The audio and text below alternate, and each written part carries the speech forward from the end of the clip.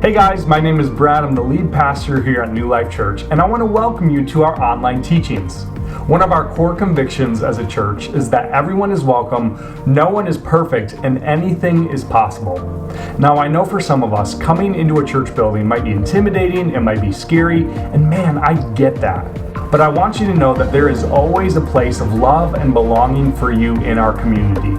No matter who you are or what your life looks like, we believe that you were built for real, in-person, face-to-face community. And so if you want to get more information about our service times or our location, you can do so on our website, newlifewayland.org. But for now, I hope you know you're loved, and I hope that God speaks powerfully to you through today's talk. So we're going to continue our series, Jesus Unfiltered, today. And before we kind of dive into the message today, I just want to let you know about something that we have coming up that we're really, really excited about. So in a few weeks from now, Lent begins. So Lent begins on Ash Wednesday, which is February 26th this year. And Lent is this 40-day period that leads us into Easter. And the whole idea behind Lent is that we shift our posture and our attention towards the work of the cross and ultimately the resurrection. And so one of the things that we want to do is we can't possibly preach every single story and every single verse in Mark on Sundays. We would be in this series for 5 years, no joke, which I know I don't want to do, and I know you probably don't either. However, we do want you to be able to engage with the story. So even last week when we talked about the parable of the sower from Mark 4, there's several other parables in Mark 4 that we're not even going to be able to get to on Sunday morning. I could spend 4 weeks in the parable of the sower alone. There's so much richness and depth there. But one of the things that we wanted to do is we wanted to equip you to be able to read through Mark and engage with it on your own time in your own study. And so what we're doing, we're really excited about this. We created a devotional journal that we're going to be handing out as a gift to everybody the week before Ash Wednesday, so February 23rd.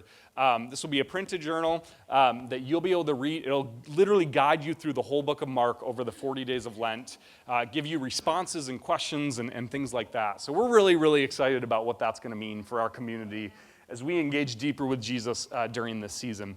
So, with that being said, I would love to invite Jenny up to the front. She's going to read our passage for today. And Jenny's one of my favorite people in the world because she's my aunt. And so she's going to read the passage for us this morning. Mark 4:35 through 41.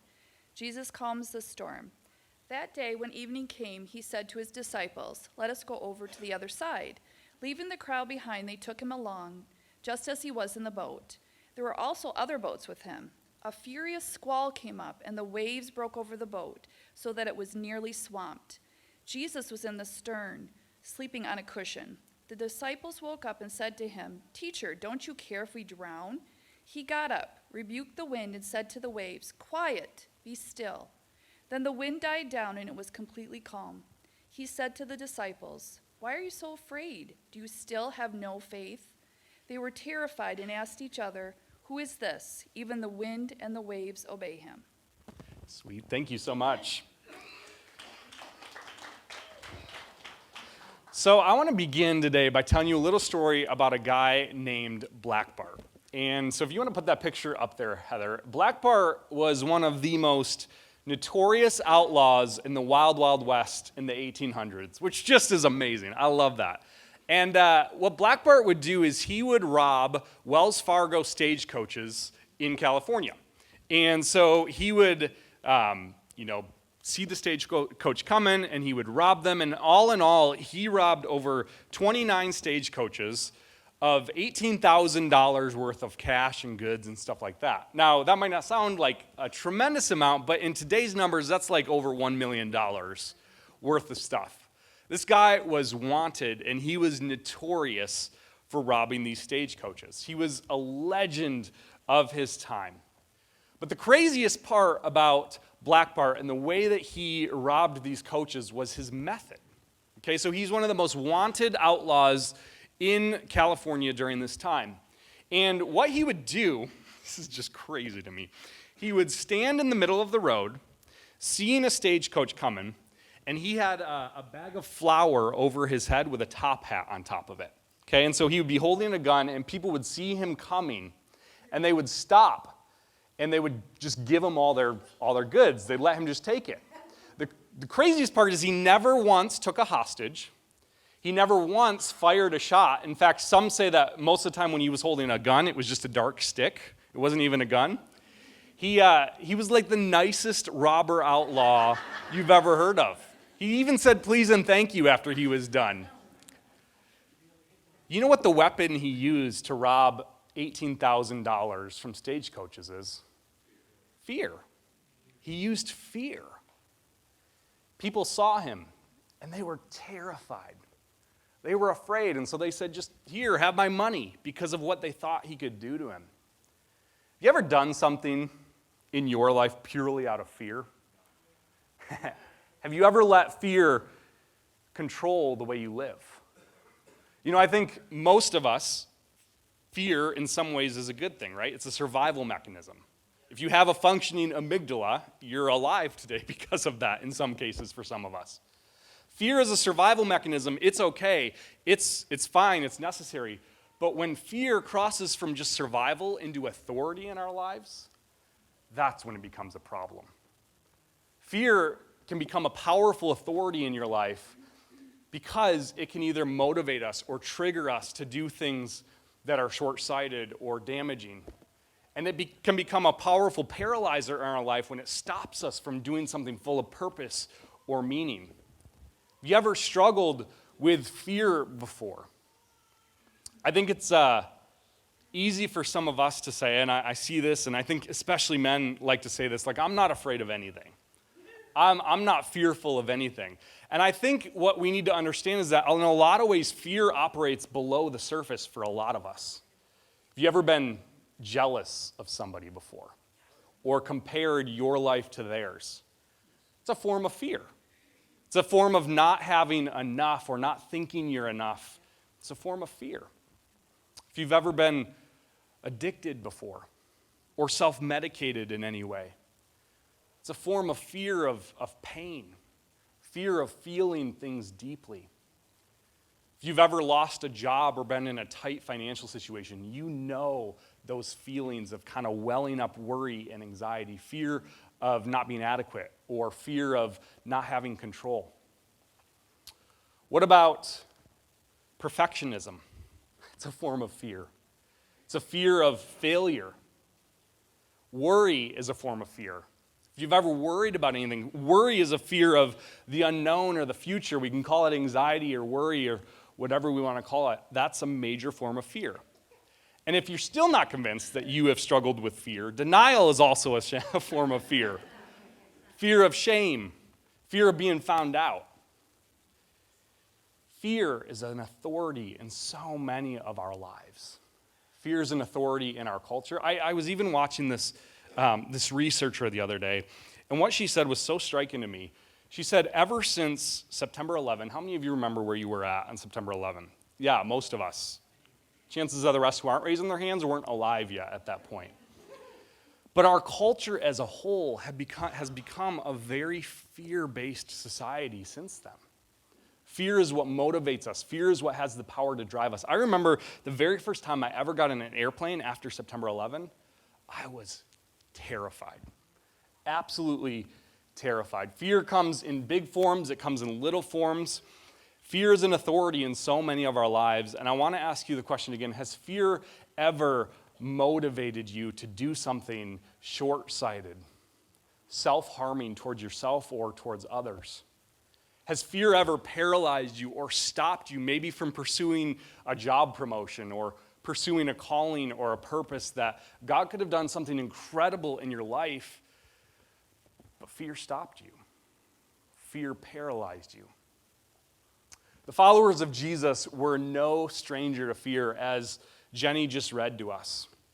And I believe today that people who are free from fear can actually change the dynamics of their families. They can change their workplaces. I believe a church that is free from fear can change the world. I really believe that because I've seen it. And so that's what I want to talk about today. I want to talk about what does it mean for us to be free from fear Free from fear in the way we engage with other people in the world, free from fear in the way we engage with our families and our spouses and our friends and our workplaces. What does it mean to be people who are free from fear? And so if you have your Bible with you this morning, we are in Mark 4, and we're gonna zoom in on this story of the storm and Jesus calming the storm. So Mark 4, verse 35 through 37 says this. On that day, when evening had come, he said to them, "Let us go across to the other side." So they're going basically like Milwaukee, okay? And leaving the crowd, they took him with them in the boat, just as he was, and other boats were with him. And a great windstorm arose, and the waves were breaking into the boat, so that the boat was already filling. Let's pause for a second there. So they're crossing the Sea of Galilee, which for us might not sound like that big of a deal. I mean, how many of you have ever ridden a boat across Lake Michigan before? Okay, that's not that many, actually. So 4 of us. I've ridden a boat several times across Michigan. I can't say that fear was like the dominant emotion that I was going through right there. But for Jewish people, in Jewish context, there were few symbols that represented fear and terror like the sea represented for them. In fact, they weren't seafaring people. They were Bedouin people. They were a people that was kind of born out of the wilderness. And so for them, the sea was a terrifying place. Now, if you're anything like me, you're probably sitting there skeptical, being like, but wait, weren't some of them fishermen? Like their livelihood was on the sea? I asked that question this week and found out that even the fishermen stayed kind of shallow in the water, and they would never cross to the other side of the sea. So why was the sea such a place of fear and terror for Jewish people? Was it because they were afraid of drowning or storms or being shipwrecked? Kind of, but it was deeper than that.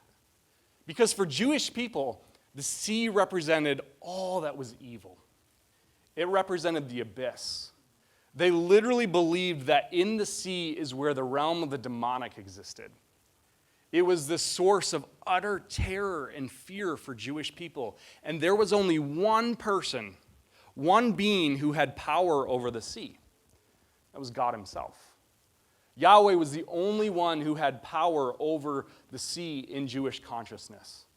And if you think about the stories throughout the Old Testament, you may know some of them, you may not know some of them. You have, first of all, in the very second verse of the Bible, God's Spirit hovering over the surface of what? The sea, the water. And then you have the story of Noah, right? And the great flood. And then you have stories like Moses and God parting the Red Sea for the Israelite people to be delivered through. You have stories like Jonah, where he is running from God's will and a great storm comes. There's actually a lot of parallels between this story and the story of Jonah. We're not going to get too deep into those. But the history of the sea for Jewish people runs deep. There's even a story in Daniel 7 where 4 beasts come out of the sea, which represent 4 evil empires oppressing the Jewish people, one of which is the Roman Empire, which is occupying the other side of the lake that they're headed to. So they are literally heading not only into the sea, but the other side of the lake where one of the beasts, the symbolic beasts, occupies this land. Jesus is taking them, a.k.a. Jesus is taking them into the source of their greatest fear, their greatest terror. He's taking them directly into it. I remember being a kid in swimming lessons. I used to believe that in the deep end of the pool, sharks were going to come up and get me. Anybody else? Okay, so a lot of us. We'll go to counseling together after this. The water is a scary place for some of us, but nothing like what it represented for these disciples. And it wasn't uncommon in the Sea of Galilee for storms to kind of come up out of nowhere. In fact, if you go to the Sea of Galilee today, there are still signs up on parts of it that says, watch out for your cars because they could get swept away by the sea. You go to lunch and your car's not there anymore. That would be a bad day. Galilee was notorious for these storms. And so these teenage boys, they're heading with Jesus into perhaps the greatest places of fear and terror that they can imagine. If you were to look at your life, what is the sea in your life? What is the greatest place of terror for you? What are the places that when you think about, fear kind of wells up? Shame kind of wells up. Difficulty kind of wells up. What is What is the place for you of greatest fear? Maybe for you that place exists in the past. Maybe it was an abusive relative. You've had a hard time trusting people ever since. Maybe for you it was a really hard season of life. Maybe for you, fear exists in the present, right here, right now. Maybe there's an unresolved relational conflict for you. And you don't like conflict and you're terrified of it. Maybe for you, it exists in the future. It's the unknown. Maybe it's a diagnosis or a financial situation. What is the C for you? I think every single one of us have a C in our life. I think every single one of us, if we're able to think about our lives and think deeply, there is a C in each and every one of our lives, a place of fear, a place of regret, a place of shame.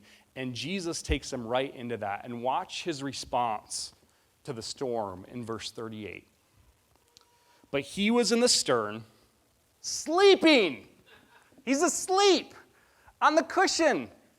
And they woke him and said to him, "Teacher, do you not care that we are perishing?" They're terrified, and Jesus is just like, it's cool, guys. He's just chilling. Anybody else would be annoyed by Jesus at this point if you were in the boat with him? Everybody's too afraid to say in church they'd be a little annoyed by Jesus, but I would be. And what do? They immediately ask the same questions that you and I ask in the midst of the storm. Don't you care? Where are you? What are you doing? Are you sleeping? Why are you silent? Why are you distant? The disciples asked Jesus the very same questions in the midst of their storm that I asked Jesus in the midst of my storms. We immediately go to questioning God's goodness. We immediately go to questioning God's presence, his love for us. Those are the places that we go when we find ourselves in moments of fear and in storms. And what happens next? I think if you're familiar with the story, it's easy to gloss over how incredibly powerful this moment is. But what happens next has to absolutely blow the disciples' minds in the story here. What Jesus does is he calmly wakes up, he awoke, and he rebukes the wind and said to the sea, "Peace, be still." And the wind ceased. And I love this next line. And there was a great calm. There was a great storm, but when Jesus spoke, there was a great calm. He said to them, "Why are you so afraid? Have you still no faith?" And they were filled with great fear and said to one another, "Who then is this that even the wind and the sea obey him?" Now I want you to think about the experience that we've walked through with the disciples of Jesus so far. Okay? Because when you read Scripture, there's layers to it. The very first verse in Mark says, this is the account, the gospel of Jesus, the Son of God. But they didn't know that at the time in real time. They didn't have a full understanding of who Jesus was. And so thus far, he was kind of on par with some of the most powerful prophets in Jewish history. He was healing, he was casting out demons, he was speaking with authority. But now he does something that I have to imagine just blows their minds. He does something that is reserved for only God himself to be able to do. He speaks to the storm and he calms the sea. This isn't just a man calming water. This is a man speaking into evil, speaking into fear, speaking into terror. If I was one of the disciples, I would be standing there looking at the other disciples with my jaw on the floor. So the question they ask makes sense. Who the heck is this guy? He's doing things only Yahweh himself can do. He calms the sea. Evil obeys him. Even evil and terror and fear bow down to him. How does he have authority over those things? You see, guys, we question God in the midst of storms and fear, but God also questions us. God has questions for us in the midst of our fear and our storms. Amen. Notice what God doesn't ask. He doesn't ask, "What are you afraid of?" He asks, "Why are you afraid?" Those are two very different questions. Why are you afraid? I am right here. You see, God doesn't promise to work the storm out every single time in our lives. He doesn't promise to calm every situation or change every circumstance. What he promises is his unfailing presence in the midst of the storm. His unfailing presence to the point where fear has no authority and no voice in our lives when we understand that he is right here beside us every single step of the way. That should change something in us.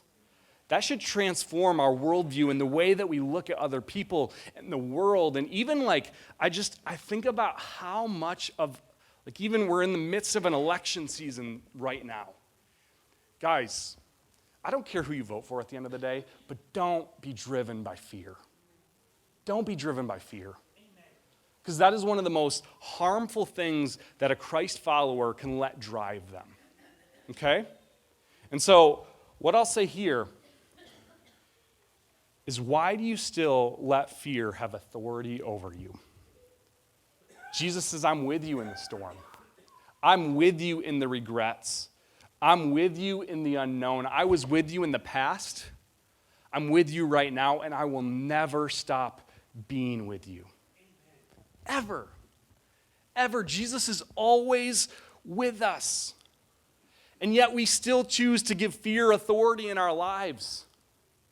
So I want you to think about this. Jesus has authority. He has the power to actually cast out our fears. He has the power to free us from our fears, and yet we still give fear authority in our lives. We say all the time, Jesus, I'll trust you up until this point, but after that, I'm going to let fear take the wheel because that feels safer to me. That makes me feel in control. You see, fear's authority in our lives says you are alone. You are abandoned. Nobody understands you. Nobody understands what you're walking through. The future is shaky. The future is uncertain. This diagnosis could steal everything from you. This financial situation could be the end of you. You are alone. You are abandoned. This depression and this darkness is going to be it for you. That's what fear says, and that's what we give into over and over again in our lives. I've been in that place. I'm not speaking from a place of being above this. I've been in this. Jesus' authority says this. He says, I am always with you. There is nothing you will ever walk through where you need to give fear any kind of foothold or authority in your life. Nothing. I'm with you. I think oftentimes we think about the authority of Jesus as being like this list of rules we have to follow or this list of behaviors that we have to fit in. And that's part of it. But giving Jesus authority in your life also means giving him your greatest places of fear and shame and regret and hurt. It means releasing to him the future that feels unknown and feels shaky and feels scary. This is what it means to surrender full authority to Jesus in your life. I don't know about you, but I don't want to bear the weight of my fears. I'm not strong enough to bear the weight of my fears. Life is too hard. Life is too painful. Life is too scary to bear the weight of my own fears. I remember a lesson that I had to learn pretty early on in ministry. Actually, it was within my first week of being a youth pastor. I had a student call me up, and he called me up and he said, Brad, I'm really struggling with depression right now. I said, okay, let's go grab something to eat at McDonald's. So we met at McDonald's, and he just talked about how he feels like there's this perpetual, just wet cloth over his face that can't be removed. That's what depression felt like to him. I'll never forget that encounter with him. And I remember so badly sitting there, just wanting to fix it for him. Just wanting to be able to say anything and do anything that I could to fix it for him. I remember going to speak to some of my pastor friends about just the raw pain and emotion that I felt for this kid. And you know what they said to me? They said, it's actually not your job as a pastor to fix anybody. Your job as a pastor, your job as a Christ follower is to simply be present with people because there is power in presence. So much power in presence. And so oftentimes I will sit with you guys in different meetings and hear your stories, and that same thing creeps up. Man, I just wish I could say something to fix this. Sam and I will find ourselves in moments like that in our marriage all the time. Man, I just wish I could fix this for you. When what really we need presence. We need people who are willing to sit in the storm with us, who don't just snap their fingers and fix it, but they endure it with us. And that is exactly what Jesus does for you and for me. His witness, his presence, it is always right beside you. And I know we've heard that 100 times. The problem is we're still given to fear all the time.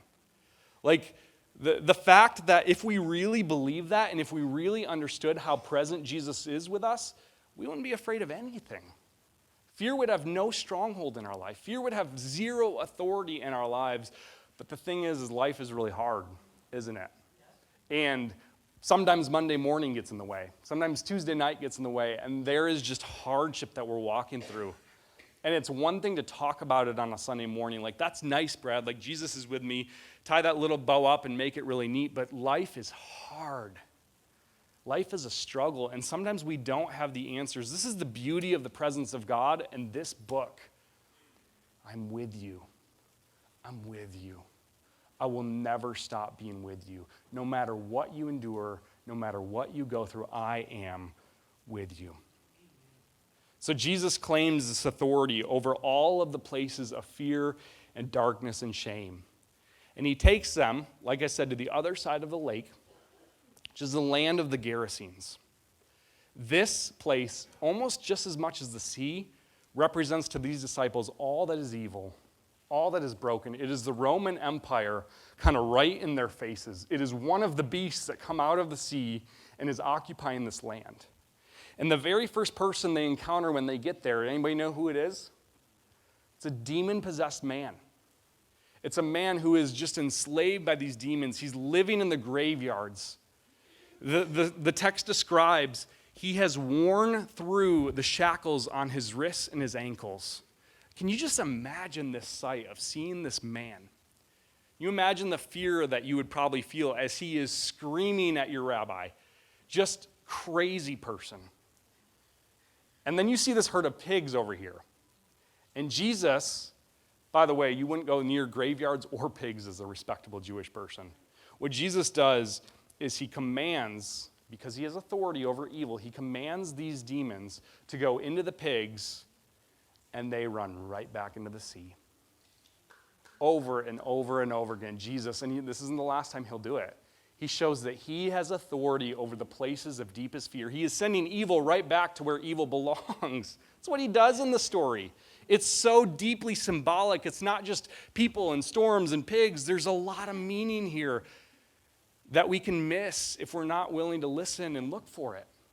So Jesus sends evil right back where it belongs. Why? Because Jesus constantly and consistently goes to the places of deepest fear and darkness and regret and shame to display his authority on your behalf. It's what he does. That's who he is. I've got you. I'm with you. I'm present alongside you. No matter what you're going to go through, I am right here beside you no matter what. No matter what mistake you make. No matter how badly you screw up, I am right here beside you. So the question I want to ask you today is, where in your life are you giving fear authority? Where am I giving fear authority?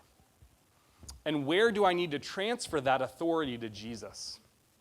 What areas of my life am I just afraid? Maybe it's an unresolved conflict in your life right now. Maybe it's a job situation. Maybe it's a sickness or a diagnosis or kids. Anybody else terrified of raising your kids sometimes? I am.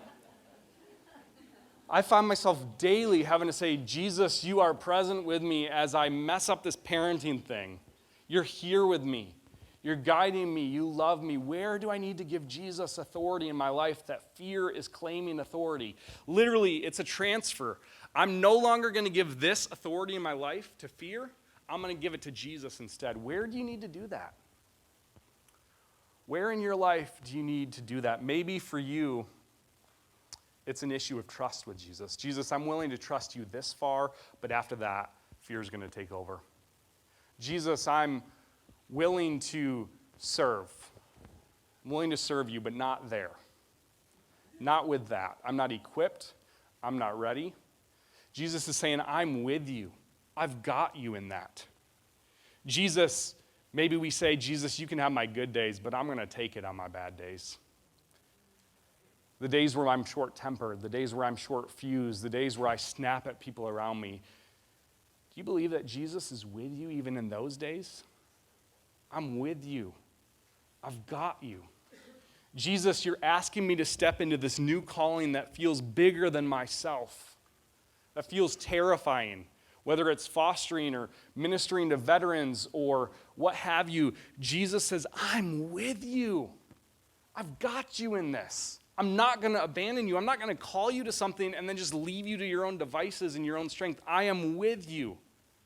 Guys, I think if we understood how present God is, how present Jesus is in every single season of our life, fear would not be an issue for us. Jesus, you're asking me to surrender my finances or my marriage or my singleness or my job. Jesus says, I'm with you. I've got you. Let me hold you in the midst of that. Jesus wants us to seek him and have faith in the midst of our storms, in the midst of our fears, in the midst of our longings, in the midst of our losses. Jesus wants us to experience his presence over and over and over again. I'm with you. I'm with you. I will never stop being with you. Many of you know that Sam and I have been foster parents for the last 6 years, and I want to share something with you. It's a little bit, feels vulnerable to share this this morning, but I'm going to share a picture of two of the foster girls that we had for a season in our lives. This is Shoshana and Octavia. They lived with us for about 2 years, so we had them for a long stretch. This picture's about 5 years old at this point. And Shoshana and Octavia, oh man, it's even hard to look at that picture, isn't it, Sam? Like, it's just such a hard season in our lives, but so rich at the same time. And Shoshana, the older one, the taller one, dealt with a lot of fear. And if you've ever been around kids or people that have been exposed to trauma, fear has a major foothold in their lives. So one of the things that's most common for foster kids to do, and anybody that's been a foster parent in here knows this, is to hoard food. Right? Hoarding food is a form of fear because they don't know where their next meal is going to come from, or their life is feeling like it's spiraling out of control because they've been ripped from everything they know. And so hoarding food is one way that they can say, I have control over something in my life. It's a form of fear. I remember there was one day when we had a huge fight with Shoshana over what she was going to wear to school one day. She went to a school that required uniforms. And so it's like, Shoshana, you literally, you have this uniform from your mom that came from your mom's house. Why are you throwing such a temper tantrum to just wear this thing? She said, because the kids at school make fun of me. And they say my pants are too baggy and my hair is too nappy, and they just rip me down. Shoshana had a fear of being abandoned, not being accepted, not being loved. I remember she was in counseling at one point, and one of the things the counselors do is they do art therapy and play therapy. So they asked her to draw a picture of her family. So she drew her mom and her dad and her sister, and then she drew herself way over here. That is fear manifesting itself over and over and over again in her life. And I remember just sitting with her in this and just saying, Shoshana, it's okay. We'll go get you new clothes for school. Let's go pick something out. Shoshana, it's okay. We're with you. Here's a basket you can have in your room, and this is your food basket, and nobody will ever take this from you. Guys, the amount of healing that I saw in that girl's life simply by being present with her in the midst of her fears, this is exactly what God does for you and I. And this struck me so much. I, like Shoshana, live out of fear all the time in my life. All the time. When I give myself to worry, I actually come to prefer the word worry over anxiety, because anxiety makes me sound like a victim. Worry just makes me sound like a guy that desperately needs Jesus. And so when I worry, that's fear in my life. Jesus says, I'm with you. I'm right here beside you. When I'm given to fear of maybe it's a group of people or people that I don't know or haven't encountered very much, and I want to kind of lash out, and I have this kind of unspoken underlying anger towards them, God says, I'm with you. I'm calling you to these people, calling you to the other side of the lake. It's what I do. When I'm afraid of being a bad parent, Jesus, I'm with you. I'm with you. You are not abandoned. I am always with you. I want you to understand how deep this actually goes. Because Jesus didn't just cast out demons. He didn't just exert authority over the sea, but perhaps Jesus' greatest authority over fear in our lives happened in his surrender at the cross. For him to say, in the moment of perhaps greatest cultural shame, greatest kind of embarrassment, he says, I have authority even in this place. Even in the place that feels unspeakably scary, when all but a few of his disciples deserted him, I have authority over fear and evil even in this place. Even when it feels like I don't, and I'm not winning, and the storm feels like too much, I have authority even in this place to be with you. Jesus shows humility at the cross, and Jesus desires to be with you. It's at the cross where perfect love drives out what? All fear. 1 John 4, perfect love drives out fear. That's what Jesus does. That's who he is. So I want to ask you again, where in your life do you need to kind of exchange? Literally make an exchange that, Jesus, I have been letting fear dictate this area of my life. I'm going to give you authority over that from this point on. We're celebrating communion this morning. And communion is a great place to do just that. Maybe you didn't grow up in the church. Maybe this is your first time in a church this morning. And you're like, this is weird, the idea of drinking and eating bread. And what I want to say to you is communion is this beautiful expression of simply remembering who Jesus is. It's an opportunity for us to reflect on what he's done. It's an opportunity to meet with God at this table to experience his grace and his love for you in the midst of your mistakes and your fears and your regrets. This is what he does. This is simply who he is. So I want to read what Jesus shared with his disciples literally hours before he's arrested. If you're Jesus in this moment, man, the fear would be welling up from a human perspective. But what Jesus speaks over his disciples in this kind of heavy moment at the Last Supper, I want to read from Luke 22 this morning. It says, Then Jesus lifted up a loaf, and after praying a prayer of thanksgiving to God, he gave each of his apostles a piece of bread, saying, This loaf is my body, which being offered to you. Always eat it to remember me. After supper was over, he lifted the cup again and said, This cup is my blood of the new covenant that I make with you, and it will be poured out soon for all of you. Keep in mind in these moments, Jesus is calling out the fear of his disciples in different ways. You're going to betray me. You're going to deny me. You're going to let fear have a foothold in your life. And what Jesus is saying in this moment is, I'm with you. I'm with you all the way up to the point of the cross where my love is displayed for you. If you ever have questioned God's love for you, look at the cross. Who does that for other people, much less for their enemies? This is who Jesus is. This is his presence with you no matter what you are going through. And I hope you know that. And I hope you know that the church is here to walk alongside you as well. We don't always get it right, but that's why we exist. So let me pray over us, and then we're gonna sing. There's two communion stations in here. So there's one up here in the front, and then there's one straight back under the TV back there. And I want to invite you during this song to worship how you need to worship in this moment. Come up and kneel if you need to kneel. Take communion on your own or with whoever you're here with. Pray. Identify that area of fear in your life that you need to surrender. simply just say, God, you are with me. Let's pray together. God, we just thank you for who you are.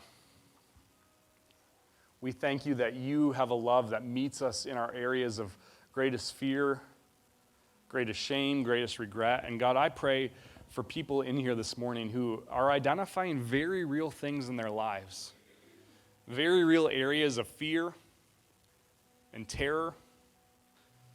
God, I pray that they will surrender authority to you even over those things, even over the things that they say, you can't have that. God, I pray that this morning we will surrender to you what we have held on to.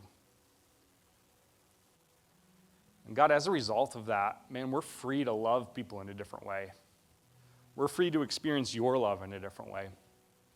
We're free to dive into purpose, to follow you wherever you lead, to experience the richness of your presence in every season of life with us. And so, God, I pray that this morning, even as we worship, we'll experience that presence made known for each and every one of us.